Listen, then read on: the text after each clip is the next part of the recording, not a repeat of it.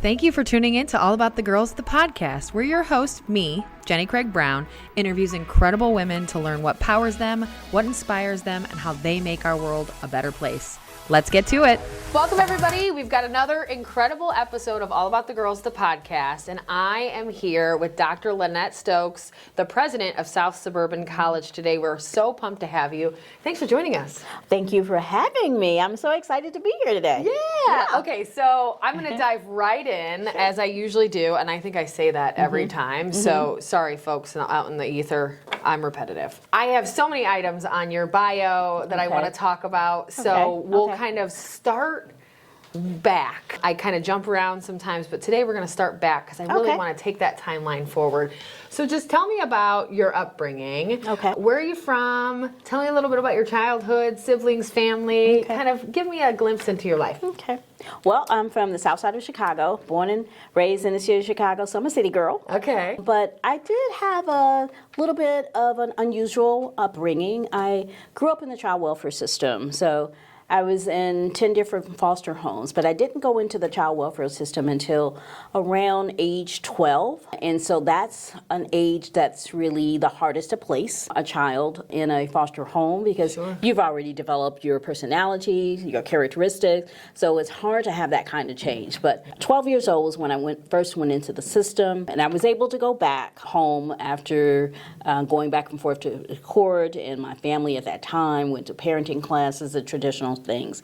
But then I ended up back in the system at age 13, which made it even harder to place. And at that time, that's where I ended up going into 10 different foster homes. But the last foster home was at 17, and that became my forever family and forever home. But the one constant throughout that period was school. So I was able to stay in the same high school. The child welfare system at that time made sure that I had at least one constant, something that was a seamless transition and something that still became my own, my home. So high school was the same throughout 4 years through the teenage life, and so that gave me a sense of stability. So even being in the child welfare system, education became my savior. So I was going to school, rain, sleet, snow, whatever. That was my constant. That was my safety net to get away from the world. So that was kind of my upbringing, and then went on to college because, again, that was my safety net. That was my way out to change my life.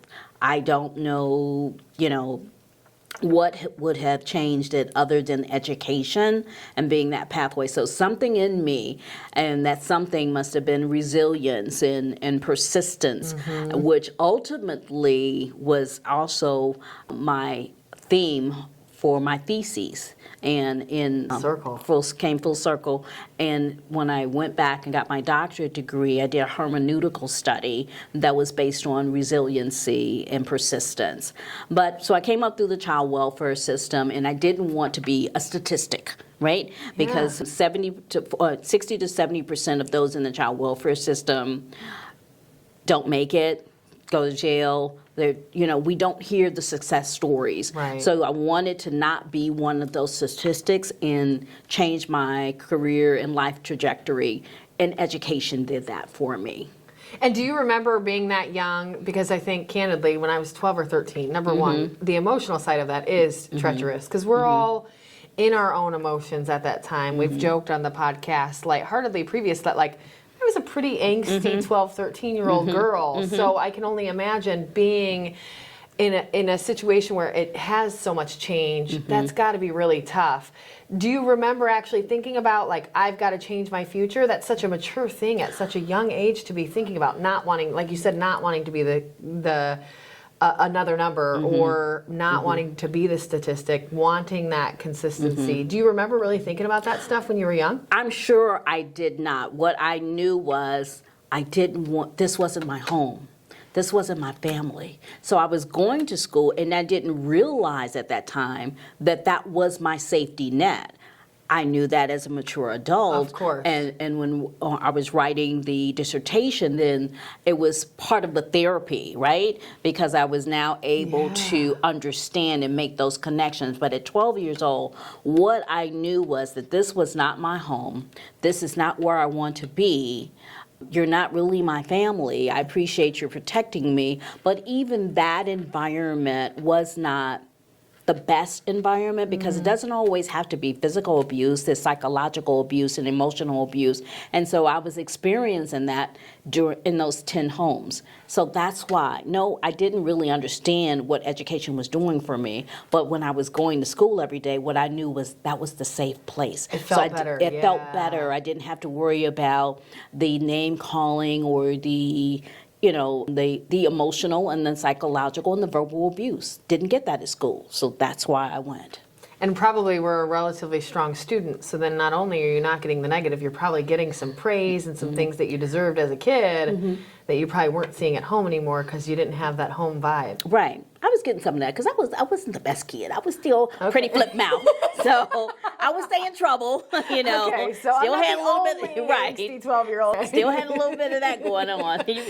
Yeah. A little fire under you. Right, That's right. always, a Exactly. good thing to have later. Hard when we grow up with all those emotions. Right. Okay.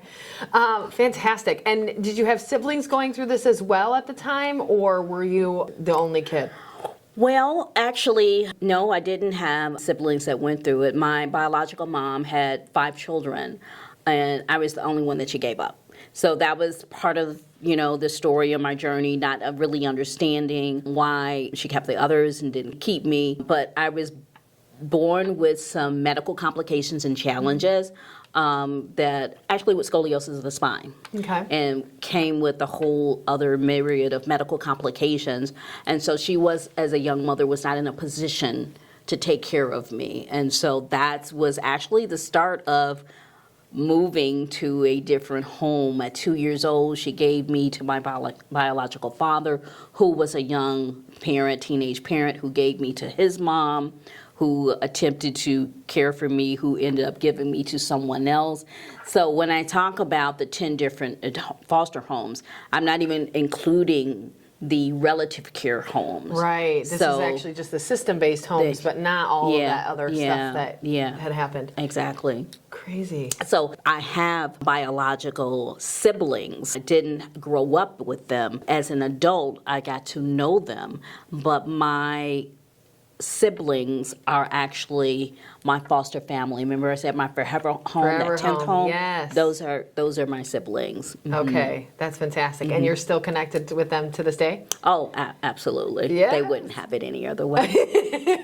I absolutely love to hear that outcome. I've got some friends and family that have either been a part of this foster care system or on either side, receiving the care or giving the care. And it's an intense process, and I've seen it be so good in so many ways, but that's not always the case. And so it's wonderful that you had that consistency in school and utilized it that way. That's really great. So I'd love to see it. And it sounds like it's come full circle with you now being the president of the college. I mean, how full circle can you get? So you've now kind of spun that to be, it sounds like, a really big part of your life. When did that come up for you as far as when you're 12, you're probably not thinking, okay, this is my constant.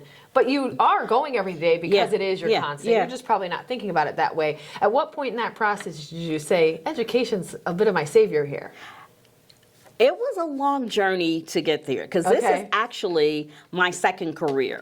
Okay. I actually started off in child welfare at a private agency, it is McKinley Foster Care, training and licensing foster parents. So again, full circle. Yeah. What a wonderful outcome of your upbringing that you now are working within that system to help others. Right. Tell me a little bit about that career. I got my BA degree in communications, television production in particular, because I thought for sure I was going to be Oprah. Okay. or somewhere Yes. along that lines. And Love that. right. But television production, you know, and having to deal with cameras, and I'm 4'9", I was like, okay, this is not the life for me. But so it came mass communications and more concentration on speech. And when I came out of school, I was just looking for a career path. I was looking like everybody else to get a job. I wanted to make money. I had my degree now. I was ready to conquer the world at 22 years old. And I interviewed for a tutoring position, and that young lady, she had got married, changed her name. So when I interviewed with her, I didn't realize that she was my tutor in college. And so she said, this is, you know, hey, you want to do some training and foster parents? And so I ended up at A.S. McKinley Foster Care Agency and training foster parents and preparing them to be licensed foster parents because, and I thought it was a really good fit for me, and didn't realize, just thinking, it's really still education, right? It really is. Because I was a trainer. I was Yes. teaching them and Yes. preparing them, and who better to do that because I came up in the child welfare system. I know what not to do as foster parents. And you've seen that from both perspectives And now. so I was able to give that perspective because I brought my own life journey and experience into the role. And I did quite well, actually. And I was in child welfare for about 13 years. Wow. Until I did a shift.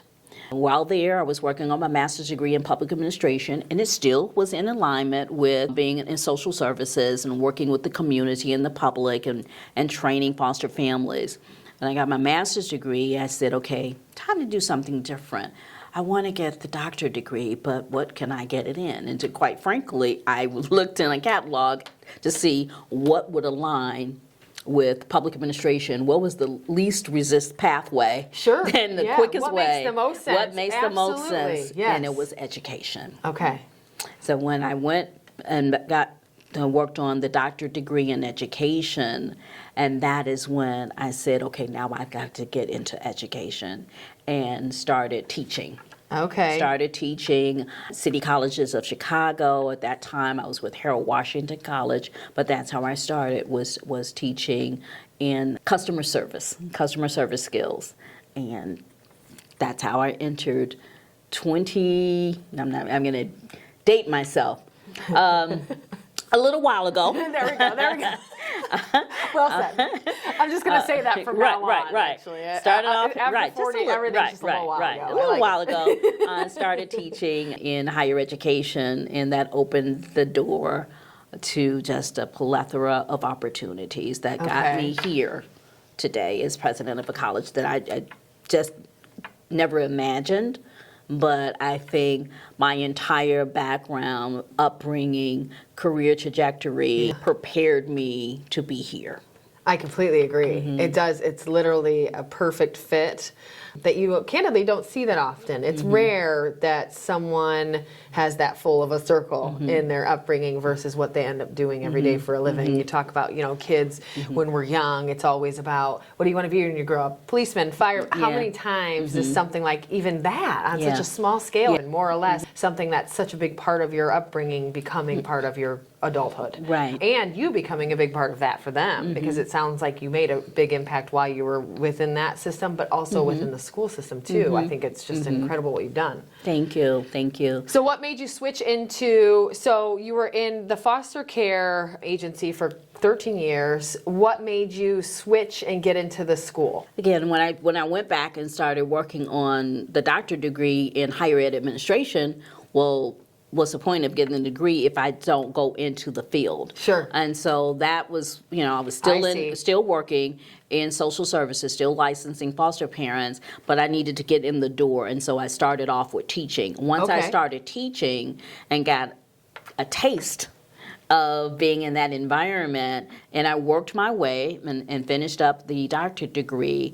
By then, that journey from a part-time teacher eventually evolved into a full-time manager, and I knew at that point that I wanted to be in education. So I'm in a cohort with other students who were school superintendents, who were principals, who had were in the field of education, I took a different path because I knew I wanted to be in higher education. It takes a certain type of person Yes. and a temperament to be in K through 12, and I applaud them. I applaud them endlessly. Wonderful. But I knew higher ed was the track for me. I would be even scared of that. So God bless you because. Right. So you remember, so I started part-time with City College of Chicago. Okay. And so I stayed the course of that journey from teaching part-time, from non-credit to credit, to GED and ESL. Oh, wow. Went into management about 2 years after I earned my doctorate degree. I went into management as a manager of adult ed.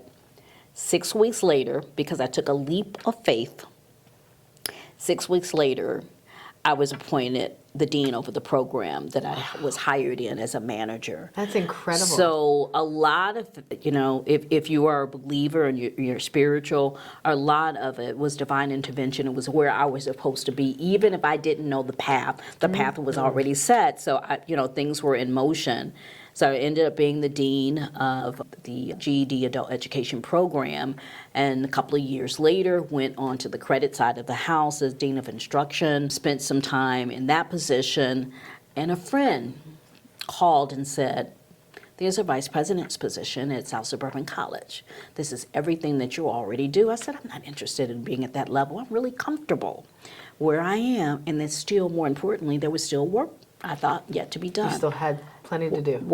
Good working relationship with faculty, some who had become, friends. Right. I had friends and colleagues at city colleges, and you're in a safe place, and I don't want to leave. And you're dependent upon already, and you have all this work that you have planned. And Still, it seems like projects to still do. Right. At that time, I was with Malcolm X College. We were working on their new health science building and moving all together, a whole new building, which actually came into fruition. I was not part of that, unfortunately, because what happened, fortunately for me, I did go ahead and apply for that vice president's position of academic services 11 years ago and got the position. But that prepared me for where I am now as president, because if I had not applied, I would never have gotten that position. And 5 years later, I wouldn't have been in this position, which now has been 6 years. It's another sense of kind of divine intervention where you took that leap just for some reason. And how'd you feel when you were applying? You're like, was it like, maybe, or was it like, this is kind of a joke? How'd you feel applying for that position at that time? I was very apprehensive. I wasn't sure, and sometimes it's not a bad place to be when you're a little bit afraid and you're a little bit hesitant, because it makes you work harder. It makes you study harder. It makes you prepare harder. So I didn't take anything for granted. Any of the positions that I've gotten. What has been, I think, has helped me in the success is that I have a pool of resources of professional men and women that are my go-to. Sure. So to prepare for the interview, I applied, but I had prepared. We did mock interviews. We did research. We looked at the job description. So I was going to come in the door prepared to knock it out the park. No matter what. It didn't matter who I was competing against. It didn't matter. I had to tell myself that, why not you? You are equally as ready and prepared as the next person. So I had a team of people and really good friends, one who was the dean of student services, one who was assistant dean, one who was the vice president, because my vice president at that time, I confided in her and said, hey, can you prepare me? I've been, extended an interview. So they prepared me. We did mock interviews and, questions they could potentially ask, preparing me. What is Higher Learning Commission? What is ICCB? Illinois Community College Board? What are the kinds of questions that they're going to ask? And I tell you, when I interviewed, everything that we thought that they were going to ask, they asked. How that had to feel so good that you were so well prepared for it because of all of that research and input and prep. That's incredible. And I tell anybody, you don't have to be the expert. It's about the preparation. Yes, well It's said. about the preparation for the journey that you're about to take. And, you just can't compete for that. And even if you don't get the job that you think you want, just going through that experience has prepared you for the next level. Yep. Yeah, so. And how do you feel like throughout that time, even up to today, from when you were young, like little kid, what made you, or do you think you know what made you so level-headed? If you think about, like you said, at 11, 12, you're maybe not thinking about your constant, but you are attending school every day. You're not making those bad decisions. You're not getting into the system, if you will. But then you continue that as you grow, which I think a lot of people get into that as they grow, but it seems like you had it a little bit as you were already when you were young, and then just carried it and grew it as you grew. What do you think made that within you? That level-headed, right decision-making type of personality? I don't know if so much it's level-headed, but I'll take that. But, you know, people are not nice sometimes. People can be really mean and cruel. And so I experienced a lot of that coming up, even as, you know, as a child. People always made reference to my height. I'm 4'9". It is what it is. I'd love to be not 6'9", but I'd love to be a little bit taller. Right. But people always associated it with being really negative. And even some of the foster homes, I say, strange. if you're this, you're smart, you're attractive, but if you weren't so short. And so every time people would say, the what if, you would be so much better. I think, suppressed thoughts would say, I'm going to prove you wrong. Yeah. Even going through school, the same thing. If you weren't this, if you weren't so short, if you didn't have this, you would be so much more. It's like that And thing so- that makes you imperfect. Right. In their eyes. Even in my doctoral studies, I had a professor who asked me, why are you in this program? You're not a doctoral candidate. I don't understand why you're even here.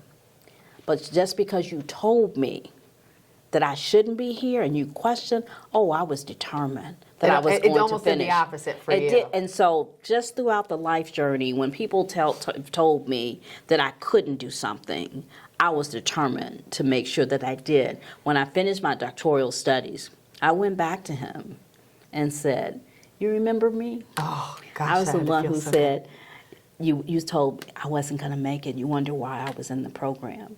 That year, I was awarded the dissertation of the year. All the doctoral candidates and the students that completed. Well done. And guess who had to issue me the award? It was him. It was him, because he was the department chair over that division. Glorious day. Yeah. So I think that that's part of the journey, is that when someone has told me that I couldn't, I've always felt like, you have to fight, And then as women, sometimes our struggle, we have to prove ourselves 2 to 3 times over. Well, my story is no different. I've had to prove myself 2 to 3 times over, because I am a female, I am African American, and my height in some circles and people who have, small-minded thinking, that has been a disability that has, crippled me from making it to different levels. And it's not one you candidly think about a lot, right? No. We've heard of, racial issues where people of color don't get what they deserve. We've heard of folks with some mental differences that maybe don't get what they deserve. Height has never been one where I just don't even understand, and I guess I don't understand any of them, so maybe that's the reasoning behind it, is that it doesn't make sense, and that's inherently true. That's so crazy to me that someone cares how tall you are. It's just such an interesting, It has been my life sort of ignorant. my life experience So strange. because I've always been a smaller stature. Yeah.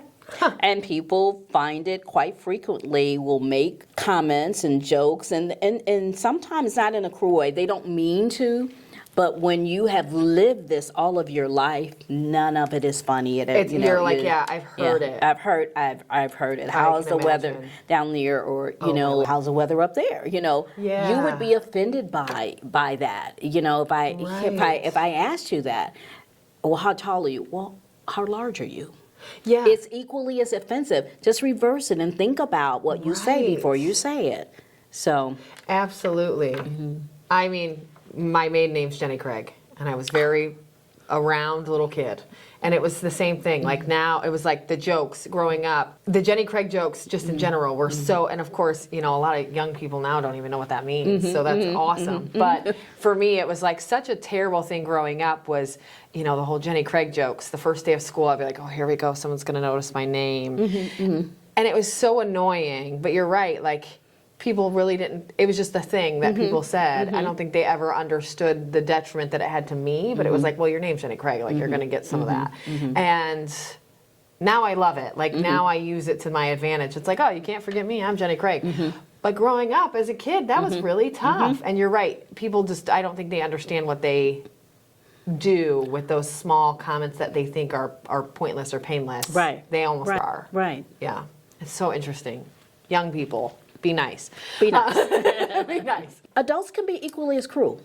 Yeah, I was going to say, so do you still hear, now if I hear a Jenny Craig joke, I'm just like, candidly, you're aging yourself. And now I'll hear the Jenny Forrest Gump jokes and people, or the 8675309. And I'm like, breath of fresh air, not as terrible as the Jenny Craig joke, but still, get a new joke. Yeah. Like, or can we just not joke? Can we just have a conversation without making fun of one another? Yeah. That would be great. Yeah. So yeah, I definitely understand. It's so interesting that people still, it's like a point of contact or a reason to talk. And sometimes it's like, can you just ask my name? Yeah. I don't need that, right? Like, can you just say hello? You know, you're in the grocery store, you're walking, you're minding your own business, and how tall are you? And hi, how are you? And your name is? Yeah. I mean, because really? you're so People comfortable. do that? Right. That's oh, so gosh. strange. No, I mean, that, again, this is my life. So it's not just kids. Kids can be really mean and cruel, but adults do the same thing. And I don't think they mean it in a mean way. We just don't think about what we say and the impact that it could have on that person when you say it. And then you have to be really careful, especially in this day and age, of what you say and who you say it to, because you don't know that person's journey and what they've been through, and their reaction may not be what you're looking for. Absolutely. Like, if you catch someone on a bad day and they scream or yell at you, candidly, leave them alone. Or worse. Yeah, or worse. In this day and age. The mental health of America isn't great right now. Let's kind of be kind. Yeah. So, well, kudos to you for going through all of that. But also, like I said, it's interesting and kind of inspiring to see how well you've flipped all of those to be, I'm going to prove you wrong. I'm going to prove me right. I'm going to work harder. That just means I've got to get around that obstacle. So well done. Thank you. And who are there people, or maybe even specifically women, who are those people that helped you through that journey, especially with so much change constantly happening in your young years? Who are some of the women that have helped you get through that or come up through all of this journey that you've had? And there have been numerous ones, you know, at different stages of your life. And I remember in high school, one teacher who helped me through that journey, her name is Peggy Jackson, or was Peggy Jackson. She passed away some years ago. But she was the journalism teacher, and she was the one who was very, very supportive. And she knew that I was in the child welfare system, and because that had been the entire time that I was in high school. But she was always very encouraging and saw something in me that I didn't see in journalism skills, and brought me into the newspaper to serve as a newspaper editor. But she was the one who was always very positive and very encouraging, and actually took me into her home for a short period of time when during the interim period and they were trying to find me a foster home placement. She took me in temporarily. So Peggy Jackson, she also was instrumental with me getting a scholarship. Fantastic. To Northern Illinois University. That was my first stop of college. Your college I took the scenic route to college, but it's okay. That's, right. It may be even better, right? It was even better. Yeah. Made me even better. So that was, through the school years, and I remained in contact with her. Then I think from there, in my career, there have been many those who supported me in that role. Carol Wynn, again, she has passed on also, but she was the director of A.D.S. McKinley Foster Care. But she was very, very supportive, and again, was like was always very encouraging about my career, about going back to school, how I could use my talents, how I could tell my story. But she was very influential. And then in college, Dr. Judy Gowan, she was actually my dissertation chair, but she was very supportive. And I think she was actually the one who nominated me for the Dissertation of the Year award, and still had conversations encouraging me to write a book. But she was very influential in my life. In higher education, when I came into City Colleges, the one lady, a young woman who has been so impactful and was just such a powerhouse in education and administration and mentorship. Her name is Zeri Campbell. She was the president of Malcolm X College, who hired me into management, and 6 weeks later tapped me to be the dean. But she's been very instrumental in terms of being a resource in higher education. I am still very much in contact with her. Good. And she is actually also, I'm a member of Alpha Kappa Alpha sorority, and she's I also— see your AKA Yes. here today. You're representing. She is in that chapter, and she was one of the people who have supported me in that journey. So there have been many women and some men who were equally as supportive and open-minded and didn't fear women as a threat in the industry. Because in higher education, we are a minority in the field that I'm in. Certainly at this level as a president, women are minorities, and I don't know what the statistics are, but we are certainly not in the same level or percentage of people who are in this position as my male counterparts. And probably some brush off of women and some maybe concern for, like you said, the competition, or where they're a little nervous about us. So either way, either we get brushed away because, oh, we're not good enough, or, ooh, you might be competition. I'm maybe a little, nervous about that. Okay. Interesting. Those are great ones. It sounds like you've kind of got folks that you've rallied with through time that have kind of come to support you and vice versa. And then, there are people who come into your life for a season here or there, and they come. So there are many other women who I've looked up to, who have been very supportive, and I consider, as a resource right there in my own backyard at the college, very, very close friends, and I consider as a resource because of their professional background, their knowledge, and, they're very grounded. My Vice President of Academic Services, Dr. Tasha Williams, that's my go-to, that's my right hand.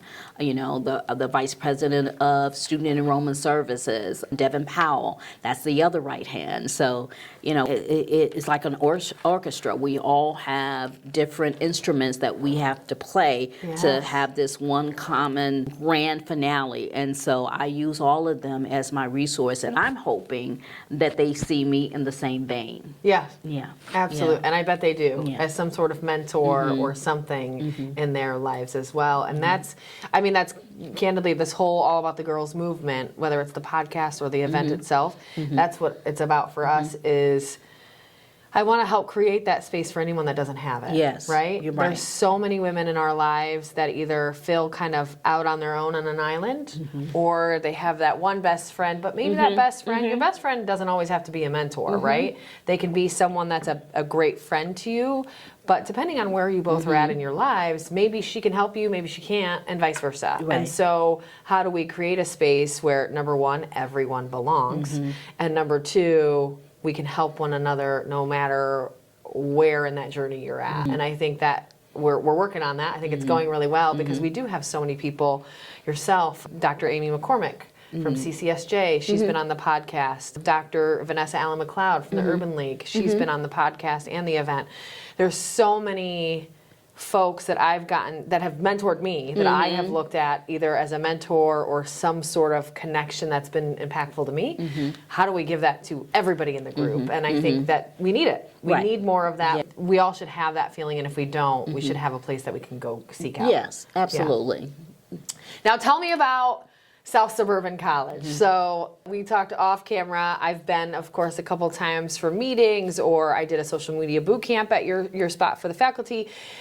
Tell me about, this, we'll launch this right before school starts. So the 2024 to 25 school year. What's upcoming for you? What are you most excited about? Anything you want to share about the school specifically? Okay, yes. When I came into the position as president, one of the things I tried to coin about our college was that we were the premier institution of higher learning in the Southland region. I know there are other schools out there, Sure. but we only care about South Suburban College right That's now, what you're right? here for, right? And so, but we are a traditional 2-year institution. We offer 5 different degree pathways: the Associate of Science, the Associate of Arts degree, Associate of Engineering, our Associate of Applied Sciences, which offers maybe nursing, occupational therapy, physician assistant. So there's different pathways that we offer. And we're predominantly Black institution, a PBI institution. That's what predominantly Black institution. It's like you have your HBCUs, which are the 4-year institutions. Also have schools that have been designated as HSI. As a PBI. We are now recently also an HSI institution, which is Hispanic Serving Institution. So we have that designation. And the significance of that is that now we'll be able to apply for grants and things that are targeted toward that population and making sure that their educational journey, that they have the access and the resources just as we are a PBI institution. But what makes us different, right? What makes us different from any other community college is our faculty and our staff, that welcoming environment. And we are very intentional with the curriculum that we offer, the different pathways that we offer, because the courses and the degree pathways that you have in the Southland region maybe look very different than what you have in the northern part of the state. So you may have an associate's degree, and I'm just using some hypothetical career path, because it's not to dismiss anyone career trajectory, but you may have one to be a nanny certificate. Well, it may not be applicable in our region because that's not of interest for this particular population, right? But what makes us different and unique is because we try to customize and offer the credentials that our particular community would want. District 510, we have 21 villages within our community, or towns or cities, right? That's what that is.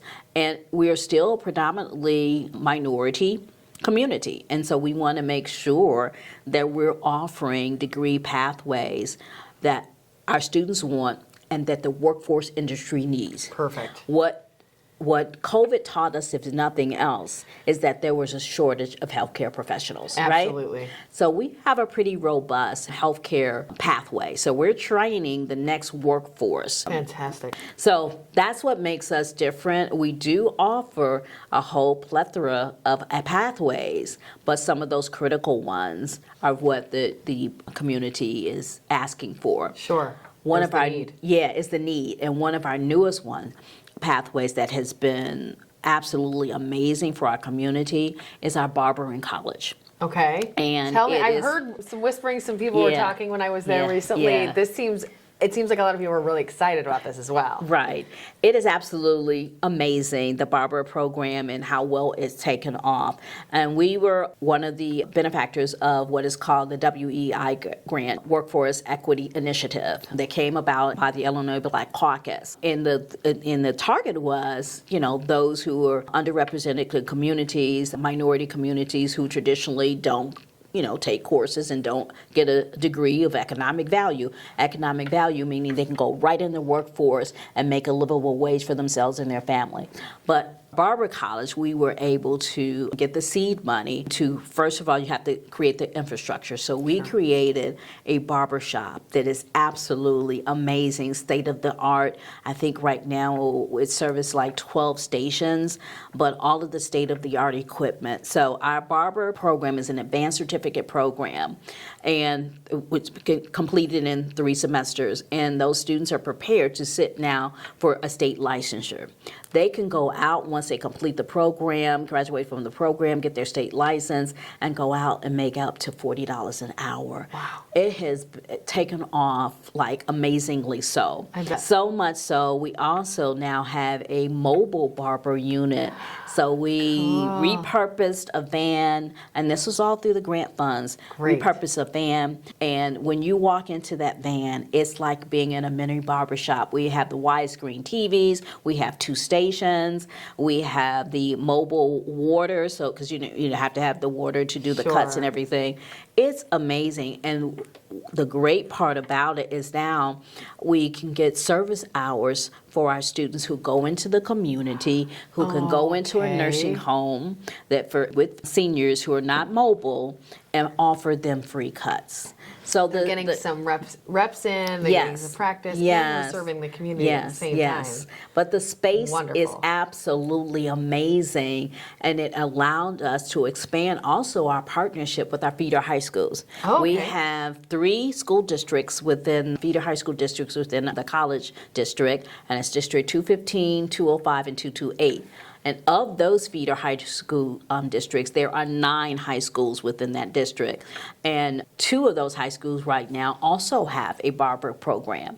So what makes that really cool is that we can offer dual credit course offerings. So those high school students who are taking barbering, we articulate the courses with our credit courses, and so they're taking the program at the high school, but now they're getting college credit. This is awesome. It's awesome. We had 2 students last year, I believe it was last year, that finished the program at our college because of this dual credit articulation, took the state licensure, so they completed high school, but also with a degree in barbering. Really? It doesn't, yeah. And so they completed both kind of at the same time because they did so much in high school. Yes. They were able and that to do kind of partnership is really what you want. But that's who we are at South Suburban College. And, we have faculty and wraparound services with counselors who support both the academic and the non-academic journey. So the best marriage is between that academic and social engagement to have a well-rounded student from the beginning of their journey to the degree or certificate completion. That's who we are at South Suburban College. Well said. That's absolutely incredible. What a fun. And when did the barber program come into play at the schools? Your own college first and then within the high schools? I think one of the high schools they didn't have their program first because we share. Yes, right? Yeah. We play nice in the sand. I love that. And so they knew we were getting the curriculum, so we've shared some of our curriculum. But I believe District 215 had theirs not at the same time. We had ours first, but shortly thereafter, their program was approved. And District 205, which is Thorn Ridge, Thornton, and Thornwood High School, they just have their curriculum approved this semester. Okay. And so, but so we're getting into even more, Yeah, and so it's taken off. And when you think about it, those proprietary schools, because you hear about those schools that offer, the cosmetology training and licensing and barber, but those schools cost $30,000 to $40,000 a year. You can come to South Suburban College and get that certificate, that three semesters, go through the barbering program, and may pay $15,000, a fraction of what you would pay at a proprietary school. And are work ready. And are work ready to go right into the workforce. And what's even better, because for those who want to go on and get the business part and business arm of that, can go another semester and get the Associate Applied Science in business to prepare them to own a barbershop. Amazing. Because now they get the accounting, the business practices, the business and side just the of business that. side. One more semester to get the Associate in Applied Science. Yes. Oh, well Yeah, done. Okay, yeah. that's fantastic. And I think I'm an Ivy Tech grad, and what I learned in those schools is I had friends that went to really expensive four-year colleges, any probably mixture of them. I was the most work ready, and I feel like that's what these local community-based colleges do, is they really do make it to where you can go get a job. Yes. And I had friends that have four-year degrees, same as mine, but I had the two, and I was much better off to be in a work setting. I probably didn't get as much art history maybe, or something that wasn't as meaningful to me, but I felt much more confident going into the workforce, and it sounds that's exactly what you guys do and what you're focusing on, and that's what the communities that you serve need. I Right, mean, this is what we right. need to be able to, like you said, what's the need and how can we teach our students to those things so that they can go out and make an impact in the community, and that's what you're doing, and it's amazing. Yeah, it is. And it's very rewarding work, because certainly you're not in it for the money at some levels.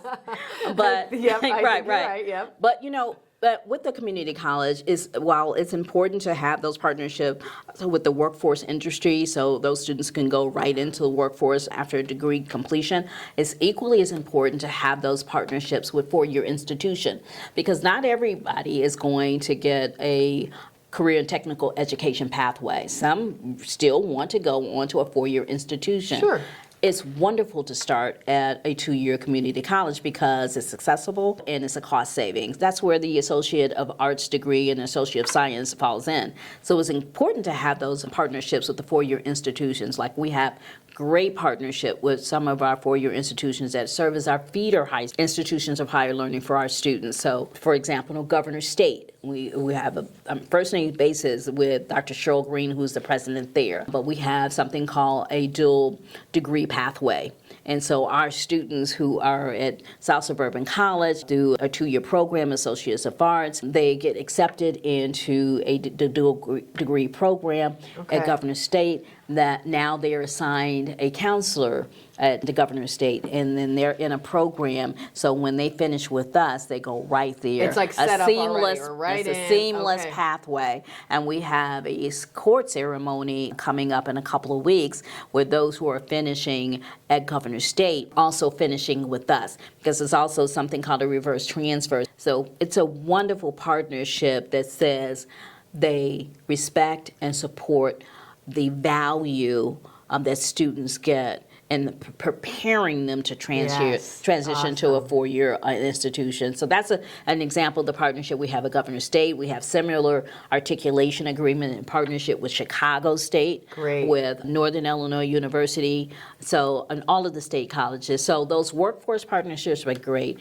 but it's equally as important for our students to have those partnership with the four-year institutions. Yeah, and then whatever they want for their future, they have the outlet through you guys. That's correct. To go in any direction, correct. force, four-year, whatever it is. Right, And right. the seamlessness of that sounds really important too, because I think I remember those days, it was a long time ago, I won't age myself either, but it was a long time ago. And it was scary, and same thing, like I said, I went to school for graphic design. It's not what I'm doing now at all, but it created a strong path for me.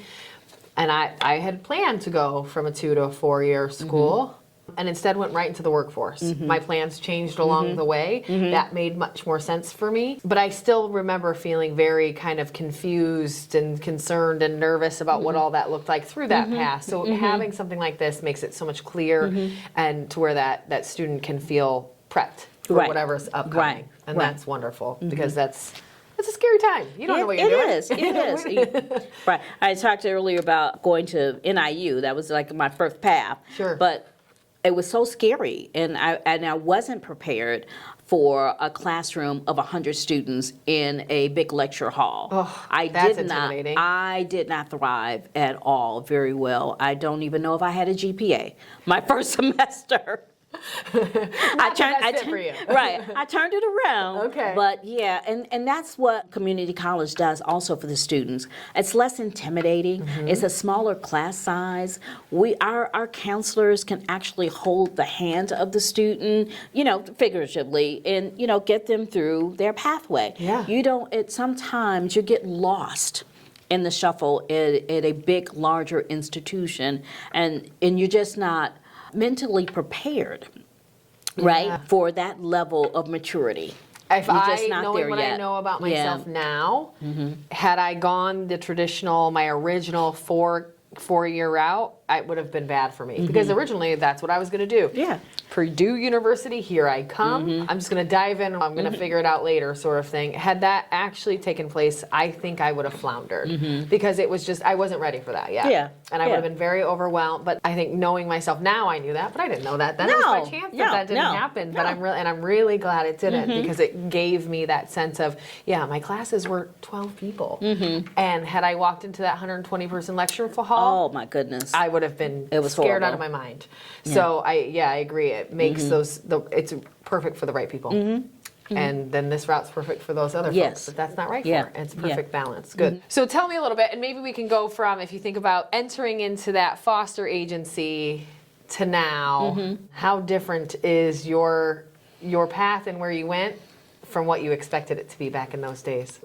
Do you think you are where you thought you'd be, or is that whole totally different from when you started at that agency?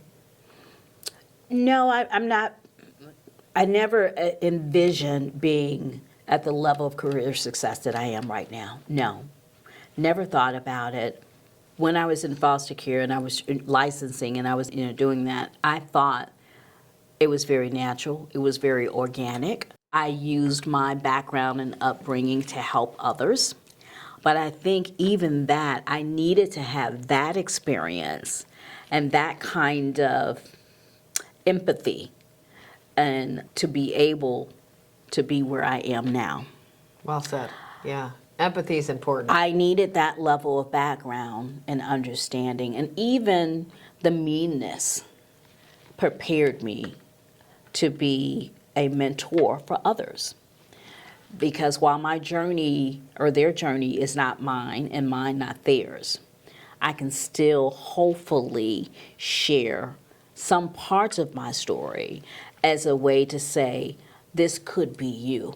Yeah. You can Maybe it's do not, this. but it could be. Yes, absolutely. Yeah. And if not this, then that. Don't let this define you or stop you from being the success and the greatness. And that could be you- a great yeah, example of that yeah, too. Yeah. And I think young people need that. They need to see, because you see in the news or the negative world all of these examples of what happens on the negative side. Yeah. But oftentimes we don't have that person that went through our journey and came out on the positive side. So how do you find that? And I Right, think that's exactly what right. it was. I don't know if you're familiar with the understanding of emotional intelligence and leading with emotional intelligence. I think that experience in the child welfare system and mental health, because I was in mental health for a little while as well, and that it is connected, but it helps now lead with emotional intelligence. So I can sit in front of faculty member and talk about curriculum and talk about synchronous and asynchronous courses, and I can flip it and talk to my students and just have everyday banter and have an understanding. Not everything is black and white. So I can see Absolutely. outside of this box that, everybody doesn't have the journey or the same privilege that some have. So we have to think about, is there another way to connect?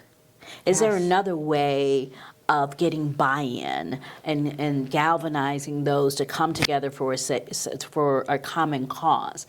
That's leading with emotional intelligence. Is that you're sitting So back, you're smart. reflecting, you're thinking, you're listening. And taking before some you- of their emotional, Yeah. you don't know their emotional, maybe all, where they are emotionally, Right. but with your education and what you've gone through and all of those things that help you lead with that Mm-hmm. intelligence, you can say, okay, what are they saying versus what's real? Right. What are they saying Right. versus what are they trying to tell me? All of those things that you can come at, that's something that's been hard for me, I think, on the management side as I lead a team and learn to lead a team. I've joked about it several times in the past, but manager Jenny 5 or 6 years ago to executive director Jenny today are different people. I would love to change a lot of things I did back then because I wasn't leading from, I think, that perspective. I wasn't leading with very much empathy. I wasn't leading with any emotional intelligence as far as flipping that table sometimes and thinking about where those people are coming from versus just what I know in my brain. Those are very different things. And I think that that's a really strong leadership mentality to have. And it's hard. Yeah, It's it is. really It is. hard. Yeah. Because sometimes those youngins just make you real mad. But they're Right, coming right. from 75 Yeah. different things. And it's just the same as, being a foster parent. I've got a friend that's a foster parent. The things she's gone through, but she is such a well-rounded person that I think she can see this is how they're acting out, but that doesn't mean I know the why. And Right. coming to them Right. with that empathy and understanding their background and the things they went through that would lead to this, and not taking it personally, right? Yeah, right. Not taking That's- it personally. yeah. Yeah, yeah. And even now, I still get students probably maybe once a week that come to my office, and I need to see the president right now, and this is why. And I tell my people, it's fine. I'll meet with them. And why? Why not? Because, I mean, when they come to me, at this point, they're really, really frustrated. I need to know where it's broken. Right. I need to know and be confident, and I want them to be confident, you're not going to leave here until we fix it. I had a young man come into my office. What's today? Today is a Tuesday. I think it was last Thursday or Friday. Okay. The young man was on his knees. He came in on his knees. I was afraid because I'm like, okay, what's going on? And he was down there on his knees praying for about 2-3 minutes. And he got up and he said, please, I'm just asking for help. I am desperate. I have a family. I'm just trying to take care of my family and my kids. But what gets that person to that point? Yeah, how did you get to that level? How did he get to that level? Where did we go wrong that this person came to my office on his knees in tears? Yeah. I said, he will not leave this school without us fixing it. Amazing. You know, and that's the spirit and the kind of leadership that others should have. Just compassion. Yeah. Because you never know someone's journey. And you Absolutely. could be the change agent Yeah. that changed their career trajectory, their personal path. Not just for them, but their family. He said, I've got 2 kids. This is all I want to do is go to school and have a better path for them. Oh, amazing. So And we're we want to stop right there. Look, everyone's getting emotional now. I can't even handle it. But that's well said. Beautiful, beautiful, well said words. You're making a big difference. Thank making a you. big difference. I certainly hope so. You really Yeah. are. Yep. Okay, so let me see. Where are we at here? I mean, I'm going to bring this one up with the caveat that I'm fully aware of how much you've already given me, so you don't need to say additional. But we always talk about significant adversities and obstacles we've overcome. For you, I'm assuming that your main adversities or obstacles that you've overcome are the ones you talked about. The differences of height that people seem to have a problem with, which still seems crazy to me, but it's not false. Or that foster care system that you rode through and went through, and having those different foster care homes, especially at such a high level. 10 is a lot, right? Are there any other obstacles that you have that you wanted to discuss? I'm assuming those are it, but I don't want to assume.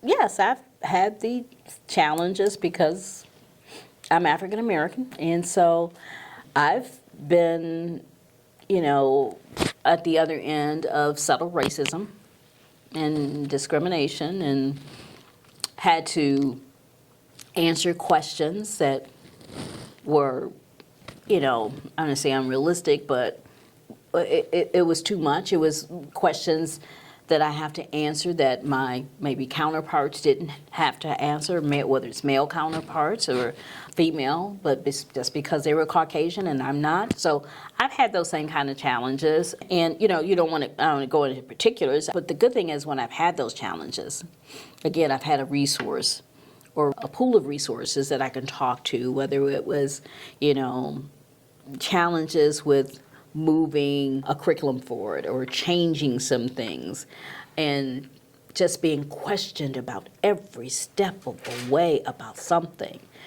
It can be really frustrating, but when you know that you are doing things that are for the good, are that for the best interest of that student, and everything that we do, and I'm talking about higher education in particular, Sure. is based on the student and keeping the student at the center of every decision.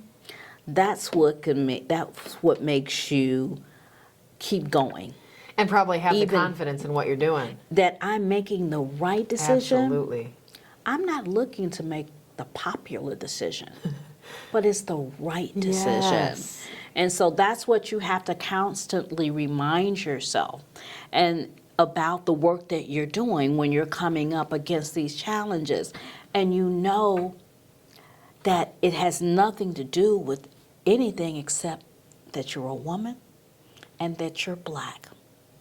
Because those who are questioning don't look anything like you. So I know that's part of it. Yeah. And as I said, it's that subtle and hidden racism. Because you're the change. At my institution, I'm the first black female woman that has sat in this seat as president when I was appointed in 2018 in the 91-year history of the school. Wow. That in itself says, I'm going to have challenges. Because when you're the first in anything, you can expect that. And when you are the first Going to have pushback, going to have woman struggle. Or the first African American, you're going to have a struggle. Yeah. And so you just have to figure out how to navigate around that. And one of the ways is to align yourself with people who are having similar challenges, Yep. who are the first in some of those areas, who is also a female, who's also African American, and then have real conversation with those who are challenging. Bring discussions about racism, about diversity, about equity and inclusion, and what does that mean to you? Yep. When you are a person who is not of color, but your audience is 70% color, how do you change your way of thinking to still promote academic and social success? And you have to change And your you way of have to thinking. change. It has to happen. And so we have opportunities for professional development and to have those uncomfortable conversations. Good. And so, yeah, those are some of the challenges I face because I am a woman and because I am black. It's the reality of the world in which we live in. And now our world has given us carte blanche that it's okay to discriminate. That's the world that we live in right now. And that's really unfortunate. So my journey and struggle is no different than any first in the entertainment industry, healthcare industry. It's just a different industry, but our challenges and adversity that we face are sometimes the same. Mm-hmm. Yeah, it's sad, but you're right. Yeah, You're and absolutely nobody correct. really wants to talk about it, and certainly they're not going to admit it. And it's Well okay. said. Well said. Mm-hmm. But I know it's there. Yep. And I think there's a lot of folks in communities that are saying similar. They're saying, we know it's here, and you might not want to admit it, but we're going to work towards that. Mm-hmm. And I think that is what will help make real change. Right. There's enough people saying, that's okay that you don't see it. I'm going to keep presenting it. I'm going to keep presenting it. And I'm going to point it out because sometimes it's so subtle. You don't even realize it when you're in the room. And this was about 4, 5, 6 years ago. I was in a room of, I think it was pretty much all men. And may have been one other female there, but I was the only African American in the room. And the conversation was about slang and hey bruh, hey dude. And I don't know why they think that that's an issue. And I don't know why they're accusing me of racism. I don't have a racist bone in my body. I don't know why and I said, and I was starting to feel myself bubble and get angry. And I'm thinking, well, who is the they? Do they realize that I'm part of the they, that I'm in the room and I'm not in the room? Do they not see me? And I said, I'm invisible to them. It just hit me. I am absolutely invisible. But see, when you're in it, sometimes you don't think about it because you're going about your day and of the business, whatever that business is. But that moment in time, I knew I was invisible. So it took me a little bit of time. I didn't say anything then. I think I had to come back the next day. But that's where you see change. When you just sit silent, you become part of the problem. You continue to perpetuate that. And I met with those people and said, I was invisible to you.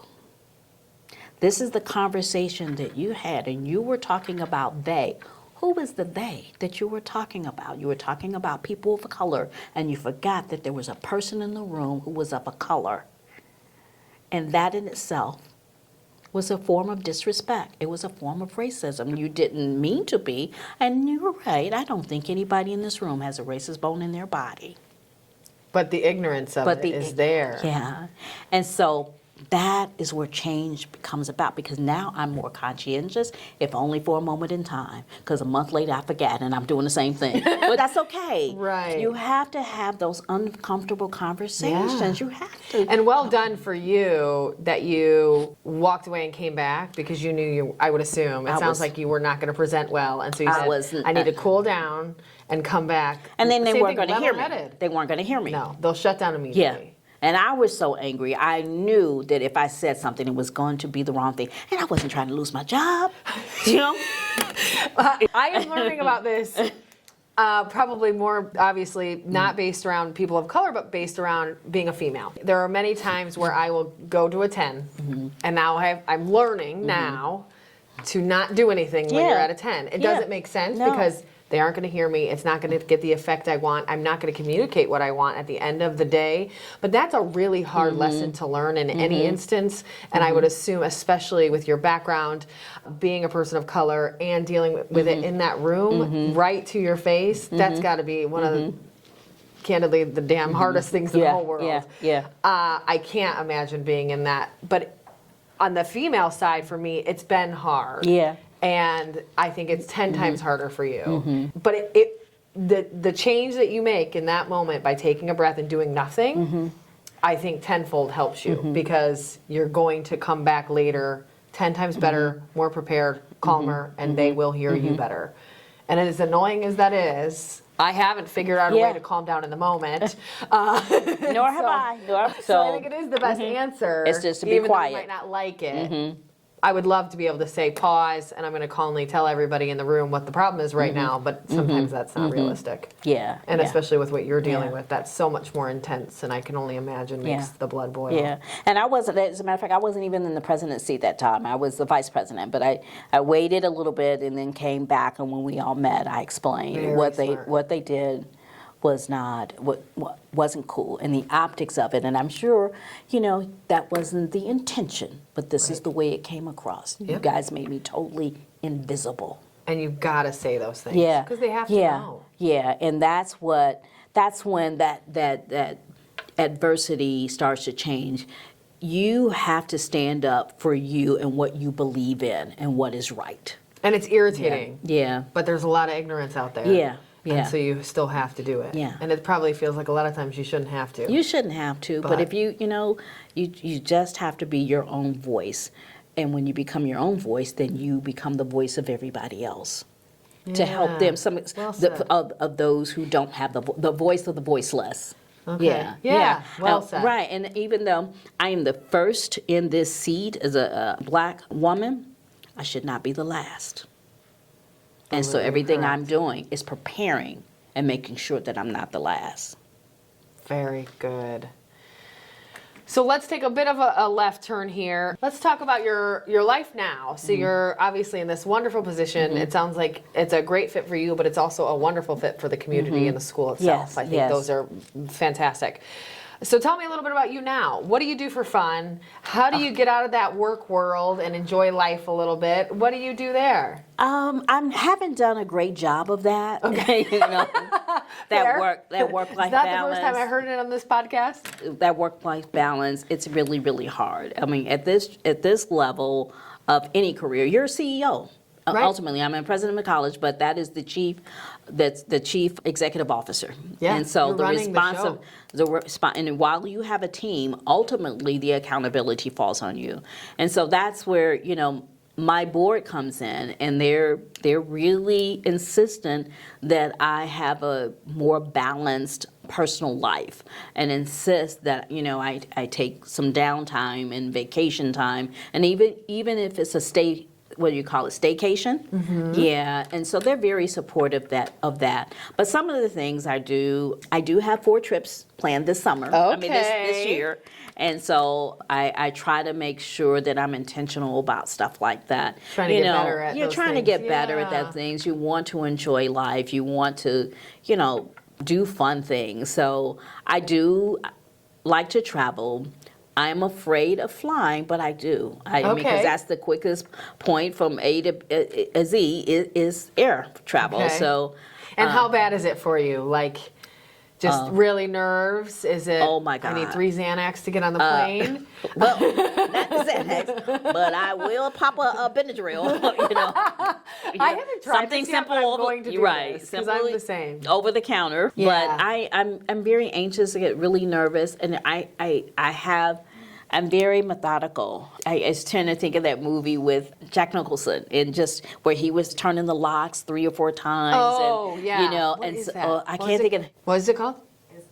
As Good as It Gets. Is Yeah, that right? Yeah, and yeah. I mean, everything had to be in order. Well, that's the way I'm on the plane. Okay, right. so you have like probably like a little bit of a system, and when I you have get a on, I do system. this and this. I have a jacket because I'm always cold, but I don't have the jacket on. I have it. I don't have it wrapped around my shoulders, but I have it in front of me because I have it, and my hands are up under me, and I'm in the prayer position the entire time. I don't watch TV. I don't listen to the radio. I am praying the duration of the flight. Really? You really are nervous. I am very nervous. I want to fix this for you. And I don't when know how. and when people want to talk to me, who's sitting next to me, I'm looking like, is she really trying to? Oh, I got sat next to one of those. And people. and I'm like, no, I'm okay. And I close my eyes, hoping and praying that they get the signal. Yes. But I'll be kind. But then when I But just open not up and start talking, and I get that slightest bit of turbulence, and I'm like, see, that's why I got to. So Back to praying. Got to go back. yeah, and so I'm understand, just yeah. really, really, really anxious. But it I'm- sounds like I'm it's okay. not stopping you. No, it doesn't You've stop created me. a system that makes I it have a work for you. system that it makes it comfortable for me, and I'm good. Now, if I'm traveling with family, because I have grandkids, and they get really, really nervous, a set of twins, four. 4-year-old twins. I shift my focus because I don't have time to be afraid for myself because I got to comfort them. Or if I'm traveling with someone else who is really anxious, it's funny how you shift. I was going to say, does that even help you a little bit to where the focus is on them and you think about it less, or is it just doubled? I don't think it's. I think about it less for me because I'm more concerned with that person and making them okay and making them comfortable. So I don't. I forget about it, and then I go to sleep. That's what I really try to do is go to sleep. Yeah. Little prayer, little sleep. Yeah. Okay. Yeah. And you've said do you have just the 2 grandkids? No, 3. There's a 12-year-old. She's the eldest, and then the set of twins who are 4. And how many kids do you have? Just one and done. One and done. Yeah. Okay, good. That's awesome. One and done. So had a kid, have some grandkids, like to travel, probably try to keep those flights as short as we can. But Right, it's okay. except the one I'm going to Hawaii this summer, so that's gonna not be a as short. long Yeah, one. I Yeah. don't know how I'm going to do that, but I'm going to get through. Yeah. I think 10 hours is the longest I've ever done, and it was a lot. And I did get seated next to a talker. Oh, goodness And it was gracious. a lot. Now, Yeah. eventually she realized that the person next to her was more talkative than me, so that worked out great. Right. But yeah, that would be. Yeah. And have you done any like cruises or anything like that? Does that suit you better? Well, actually, Because I think cruises would suit me worse. Yeah. Some people like them better than the flight. I have done cruises, and once you're on that the cruise line on that ship, you don't even realize it. Really? I mean, I'm really afraid of it. Yeah, you don't even realize that the water is so steady and so calm. And you're so big in that and it's so water. big. I mean, you feel a little bit of it depending on how choppy it is. But remember, those captains and that crew, they want to be safe too. Yeah. So they're watching the weather, and and they have all these experts that are not going to let you go through these treacherous waters. So you have to keep that in mind. And I'm thinking the same thing. Even when I'm on the plane, and people are on the plane and they're fussing about, we've been delayed 30, 40 minutes. You can delay me for 6 hours. As long as I'm safe. And I get from point A to point B. If that's because you're fixing the plane, especially. Right. So I'm good with things like that. And I'm the same. I'm a realist when it comes to that. Nope, don't you take off until you're absolutely If you sure. need me to just wait till tomorrow, that's fine. I'll Yeah. make it work. We can Yeah. switch out the planes. If Yeah. you can just give me a different one, that's fine. Yeah, I'm the same. So most of transportation, whether it's on a cruise or airline, it comes with different levels of anxiety. Because of course, if you're on a cruise line, you're going to think about Titanic, but right? It went down. We are too. Right. So it just depends. It doesn't matter if your anxiety level is that, then it is. So yeah. Okay. See, you've got to figure it out. Yeah. Though, and I like that. Yeah. I like that it hasn't stopped you at all. It's really just built a system for you that works, and then it sounds like bringing the grandkids along helps even more, so it's perfect. Yeah, on occasion. Not every trip is for them. So, Exactly. Yeah. I don't have any kids or grandkids, obviously, but I have nieces and nephews, and same thing. They're lovely. They spend the night, and I'm ready by 9 a.m. for them to go home. That's what makes them They so are lovely. so You cute send them over back there. home. Yes, Yeah, exactly. Yeah. I've had my fill. Yeah. Now you got to go. Yeah. Okay, well, I'm going to dive into the quick response question. Are you ready for the speed round? I'll try. All I'm not good at right. this. I'm a thinker, so it takes me a long time to digest stuff. But okay, let's see. All right, so I count. I usually just do a head count, so I'm not super particular. There's no speedy timer or anything like that. But you have 5 seconds to answer each question, or you get buzzed. Everyone tries to get through without buzzes. Okay. That's the goal, okay?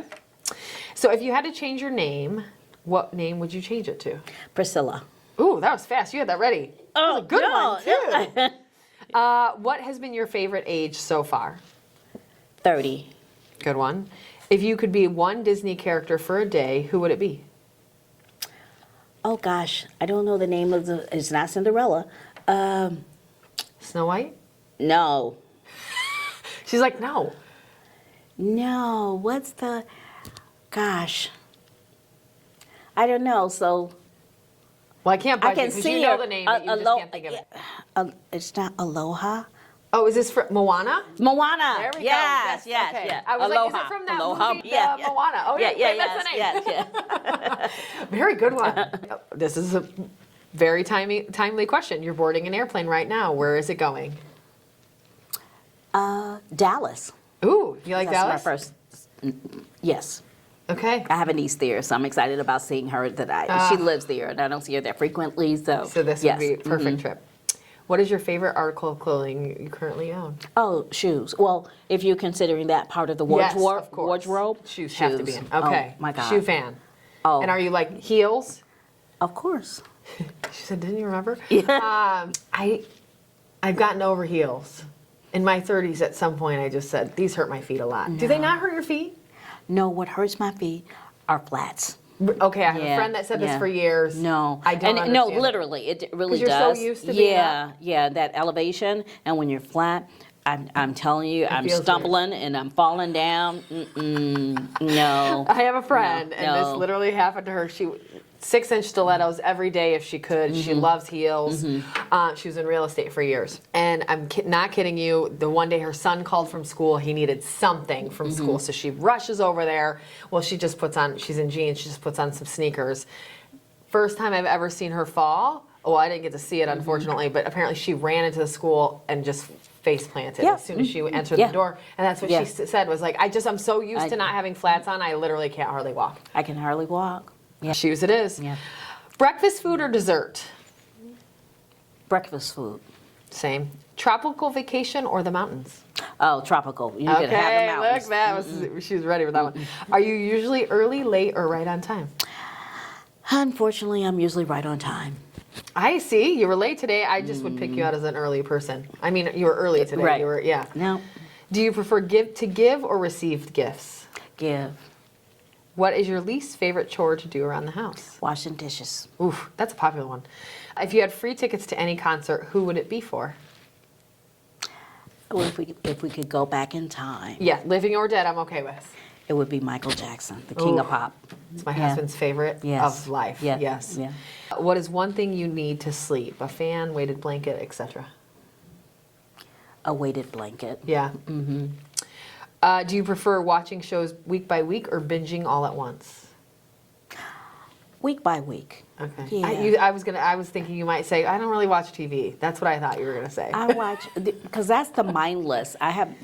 When I want Same. to, bring myself down from work, then I watch mindless too. Yep. Law and Order. Yeah. Oh my goodness. My husband's yes. always like, I don't like angsty drama. Like if you think about the movie Taken, it just causes me too much anxiety to watch it. And I'm always, and Kevin's like, my husband, he's like, it's a movie. It's okay. This isn't happening in real life. And I'm like, I know, but it probably could be. But see, for and me, I'm so nervous at It the does end. happen in real life. Don't you know these movies are written based on some real life Exactly, thing? especially SVU. Yes, yes, But then he'll yes. be like, you say that about movies like Taken. How do you watch watch SVU, just chill. And I'm like, I don't know what it is. I just really love the show, and it's something that relaxes me. And he doesn't understand this, so I appreciate you being on my side. Okay. Do you cannonball or toe dip into a cold pool? Oh, no, toe dip. What is your go-to karaoke song? I'm Every Woman. Ooh, good one. What mythical creature could you believe is real? I was going to say Zeus. Why does that? I don't know. Creature. Oh, Oh, Lord. the last one. Zeus was a god. Yeah, I know. That's why. Technically. Right. That's why I said as creature. I don't know. I think my answer, I don't know what my answer would be if I was in your shoes. Maybe a mermaid. I really want mermaids to be real. I don't think they Really? are, though. But that's the issue. I don't think they are. Same with Loch Ness. Loch Ness would be fun, but I don't think that's it's a real. Yeah. No. It'd just be interesting Bigfoot? if it was. Ooh, Bigfoot. Yeah, no, That's a I good wouldn't- one. I wouldn't want any of those things to be Yeah. real. And I wouldn't say she's a creature, but Tinkerbell. Oh, that's a good Yeah. one. Oh, what Yeah. a positive, nice, Yeah, 'cause you can fictitious sprinkle creature. Yeah. all the fun dust It is on like you. Sprinkle dust on us. We need some pixie dust in our Yeah. life. Listen. I love that one. See, you made it. One buzz, last one. That's okay. So to close out, is there anything else that you would like to mention? And then how do people connect with you and South Suburban College? Anything we didn't touch on, and how do we connect? Well, we didn't touch on a couple of things, but our new Allied Health and Nursing Center. Ooh, yes, tell me and more. we were granted $52 million. It's a $52 million project. That's part of the Reinvest in Illinois. And so Governor J.B. Great. Pritzker identified funds for capital improvement. So we are not renovating, but we're constructing a 62,000 square foot state-of-the-art 4-story allied health and nursing center. Oh my and so gosh. all of our allied health programs, we talked about some occupational therapy that we have, physician assistant, echo program in our nursing center. And so we are breaking ground this September for our new building, and hopefully it will be completed by spring of 2027. Amazing. So that's absolutely And is amazing. that on your campus now? Yeah, will be an extension of our campus. campus. Yeah, Okay, it'll be a amazing. connected and a passageway for our student that will be like a lookout garden. So we're excited about that. And it is what is needed in our community for our students, but it will also contribute to the economic viability of the Southland region, because we're smart. training, again, the next workforce of healthcare professionals. So that's the really big thing right now that we're excited about. What we're also excited about is scholarship opportunities that we've not talked about, and that we're actually having we're bringing back our gala, our scholarship gala. We've not had the scholarship gala since 2019 because of COVID, and then, slowly transitioning in and people now coming back outside. Now we're outside. Yeah, we're officially outside. We're officially outside. So our first gala in 5 years is next Saturday, the 27th. Okay. And so we're excited about that because that raises money for scholarships, for academic pathways. And 75% of our students are on financial aid. And those who, exhaust the financial aid, they look for us for other scholarship opportunities to complete their educational journey. So last year, the college awarded nearly $110,000 in scholarships. And so Incredible. our gala this Saturday, we're hoping to raise additional funds to offer scholarships in the upcoming year. And we're really Amazing. excited about the fact that guest speaker who will do some poetry and spoken word is Mr. Leroy Hawkins. And he is one of the stars of the TV series Chicago PD. Okay, yeah. that's a big deal. Yeah, it's a I'd big have to see his deal. face to know what he looks like. I don't know him off the top of my head just Well, by he name. plays but- Lieutenant Atwater on the Okay, show. okay. He's the African-American police officer on that show, Chicago PD. So, Oh my yes, gosh. and so all the ladies at the school are excited about him joining us. Certainly agree. Right. And he's an alum of South Suburban College. So, Yeah, we're excited about that. Full circle. What a full circle. We have so many of these today. That is amazing. Our MC is Mr. Ray Cortopassi from Channel 9 News. Oh, he yeah, is WGN. he's a news anchor, so he's going to MC, and he is also an alum of South Suburban College. You guys are cranking them out, all of the incredible people you have coming from there. So we're excited about that scholarship opportunity. So those are the big things that are happening that we haven't talked about the college. So we're excited about the opportunities for our students. Yes. Great. Well, if they haven't connected already, find you guys online, I would assume. Yes, ssc.edu, South Suburban College. You click us on the website. We have a user-friendly website that's easy to navigate. And then we are in South Holland, which is about 20 miles south of downtown Chicago, 15800 State Street in South Holland, Illinois. And if they wanted to, school. Beautiful, thank you, beautiful campus, and we can be reached by phone also, 708-596-2000. We are on every social media platform, Facebook, Instagram, TikTok. You can find us easily on social media. Yes. Fantastic. Check out the programs. Check out what they're doing. You have just been a blast to hang with today. I appreciate you giving me all your background. I know some of that was fun, some of that was tough, but you really gave it all, and I really appreciate it. Well, thank you so much for having me, and I look forward to maybe coming back again. Yes, you will. All right. Thank you. Thank you. All right, everybody. We are concluding another awesome episode. Thank you, Dr. Stokes, for being here. And by the time this launches, All About the Girls, the event will already be over. So hopefully we will have a successful All About the Girls, and you guys will have another amazing, successful school year. Right. Take care, guys, and we'll see you next month.